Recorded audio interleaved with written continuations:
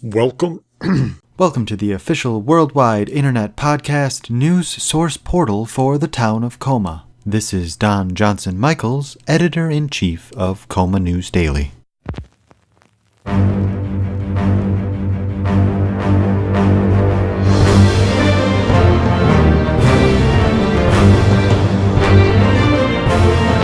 Bargmeyer, that's the wrong record. Let's try that again. Welcome to the official worldwide internet podcast news source portal for the town of Coma.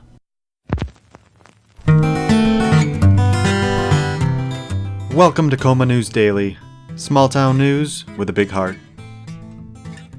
This episode of Coma News Daily would not be possible without the generous contributions from Liquid Ham. Liquid ham tastes great.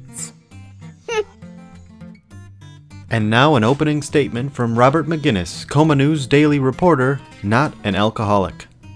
A recent telephone survey of the town of Coma revealed our readers prefer to read the news by listening to it. Just like we learned, the telegraph format, popularized in the 19th century, is apparently not the preferred format for online communication on computers. This transition to audio is necessary because paper is still banned in Coma, and we're scared of the Wild West nature of the internet in regards to style, format, and even punctuation. By all accounts, it's an anything-goes buffet of excessive exclamation points, multiple question marks, and grammatically incorrect death threats. This news is startling. However, there is no indication that the internet poses a health risk to citizens. Coma News has contacted Coma physician Dr. Jimmy about risks of using computers online. I am not aware of any violent deaths associated with the internet, said Dr. Jimmy. Coma News will continue to cautiously publish on the internet, but we've decided to give you a safer alternative to listen to the news instead. Let's take a look at the classifieds. This one comes from Dale, bro22 at hotmail.com. Small, 40 square foot bathroom for rent. Perfect for someone looking for a loft or studio. Only this is just a bathroom. There is a sink and a shower, no bath, and a pretty good toilet, recently flushed. Small window overlooking the alley. We can negotiate the use of drawers and cabinets. Don't fuck with my medicine cabinet though, strictly off limits. Also, if I have to take a shit, you gotta stand in the shower. I don't like people watching. $400 a month. Let's make this work. If you're interested in this opportunity, please contact Dale at bro22 at hotmail.com. That's BROH22 at hotmail.com. Those who cannot remember the past will be jailed. It's time to look back at Coma history.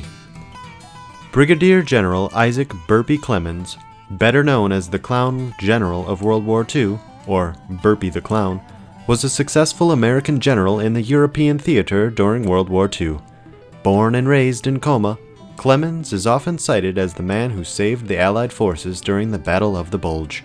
Clemens was an expert field strategist who often employed unorthodox tactics which caught his enemies off guard and unprepared. Clemens gained notoriety in 1944 when he successfully twisted more than 4,000 balloons to create a fake infantry unit that provided a distraction to German units in France. This bulbous diversion allowed Allied forces to secure an important bridge north of France. A graduate of West Point, class of 1916, Clemens served during World War I as an artillery officer where he gained the reputation as a tough but lovable leader. He served on Dwight Eisenhower's staff during World War II and received several commendations for his service. During the Potsdam Conference of 1945, Clemens nearly caused an international crisis when he inadvertently sprayed seltzer water into the eye of Russian leader Joseph Stalin during their initial greeting. Clemens died in 1961 and is buried in the Coma Cemetery. There's never been a better time to hear from another one of our sponsors.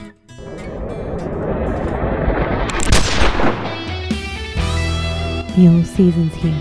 Bring your carcass into Jack's Used Cars and get half off any new used car. That's Jack's Used Cars, where a great deal is guaranteed or you get free beef jerky and stuff. Come to Jack's.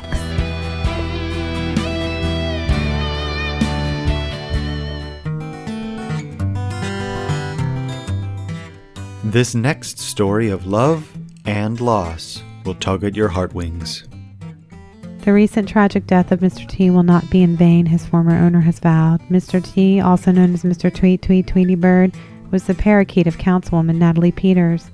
The bird was caught and eaten on April 1st by a red-tailed hawk while flying outside his cage, an item on the pet bird's bucket list. Mr. Tweet Tweet died like he lived, flying away from me, said Peters in a heartfelt speech at Wednesday's City Council meeting. It's time to stop the unnecessary bird-on-bird violence.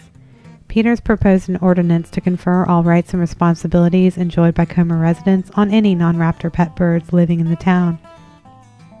Peters said her campaign for public support of parakeet personhood will entail her finishing Mr. T's bucket list for him.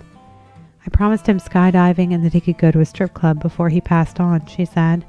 The parakeet's rights push elicited strong opposition from some residents. Robert McGuinness, a Coma News reporter and not an alcoholic, said during a happy hour at Bear's Beer Barn that he understands that not everybody's into bird-on-bird action, but the personhood is unwarranted. A parakeet lives in a cage, it tweets, it has feathers, McGuinness said. This pea-brained bird, his brain is literally that size, has no idea about bucket lists or any other movie cliche. Instead, McGuinness urged a personhood awareness movement where humans realize what we have and what an amazing life we get to live every day. Maybe we should start there before conferring rights on every bloody thing that moves, McGuinness said. Maybe this happy hour is making me too sentimental. Peter's first in a series of planned skydives into area strip clubs is scheduled for Friday. And now, let's take a look at the news forecast with future news reporter Thomas Stephen John. Coma News Daily will institute a series of cutting-edge compensation innovations next week, including replacing its journalists' salaries with a selection of coupons, the owner confirmed. The as-yet unannounced compensation switch came to this reporter in a peyote-fueled fever dream. Davis Montgomery, publisher of Coma News Daily, grudgingly admitted the coming remuneration changes. We just couldn't make numbers work paying you reporters actual money, but the coupons will make goods and services so affordable as to be nearly free, Montgomery said in a phone interview from Davis 3, one of his fleet of G7 jets. Montgomery plans to offer the newspaper's reporters and editors the chance to supplement their coupons with cash earned from weekend farm labor on the publisher's equestrian estate. Other compensation changes include the closure of the dilapidated group house the editorial staff rents from Davis in town in exchange for hayloft space in a Davis stable. The fresh air and vigorous life amid nature's bounty will do a world of good for these nattering nabobs of negativity, Montgomery said about the editorial staff. Seriously, these people desperately need to learn to enjoy life. Sleeping in a hayloft? Don Johnson, the publication's editor, said when told about the pay and benefits changes. First divorce, then kidney stones, and now waking up to horse shit? This is turning into a hell of a week. Coma News was unable to get a comment from Robert McGuinness, a former reporter at the newspaper and local media critic, because McGuinness began laughing so hard at the news that he choked on his meal at Bear's Biker Bar, vomited, and passed out. The following is one of a series of intermittent excerpts from Coma residents' blogs published by Coma News as a community service. Hey Bargmeyer, see if you can do something about the microphones. A Ccup space station streaks the sky by Sadie Cracker. Yesterday I went to Bear's Biker Bar where the smell of stale tobacco smoke and disappointment mingles with the last breath of Americana. I was there with my friend Robert McGuinness. Robert's a good friend mainly because his unemployment gives him the flexibility to meet whenever I can corral babysitting. Among the many topics of our conversation was the recent miserable failure of my cross-country Kerouac-style run away from my life with 2 screaming kids trip. Kerouac had himself in a trunk full of alcohol. I had 2 boys, non-stop potty breaks, and 3 bloody noses for which no one would take responsibility. Robert and I were discussing this when Charlie, a local biker and Coma librarian who's into tattoos, wandered in with his guitar over one shoulder. Charlie stood at a makeshift bar stage, several tables threaded together, legs sawed off, and started playing Freebird on his guitar. He stopped midway through the chorus, but if I stayed here with you, girl, things just wouldn't be the same, 'cause I'm as free as a bird now, and this bird you cannot. Hey Sadie, show us your B cup, he said, and he pointed above the bar where a line of bras were threaded through a clothesline. Take it off, said Charlie to the soccer mom. Robert was no help. Take it off, he said. The line of bras seemed like a line of soldiers that hoist up and highlight things forever fallen by pregnancy and the passage of time. I looked up at those bras staring back at me, judging me. "It's a Ccup," I said. But then I couldn't figure out how to keep my shirt on and take the bra off, even with Portia, the burlesque dancer behind the bar, showing me how easy it was to avoid a nip slip. Ultimately, my suburban rebellion was quashed by my fear of what my fellow misfits would see when they saw my Hanes cotton Target special with a wire that had worn through the middle that's constantly stabbing me. They would see the truth. A woman stuck in the past who cannot let go of the old and the cotton, who's afraid to be free. Back home, I let the sitter go and brought the boys outside to sit on a blanket and watch the stars. The space station was set to streak through the sky, and we sat silently waiting. "Mommy, where's the spaceship?" said Jimmy.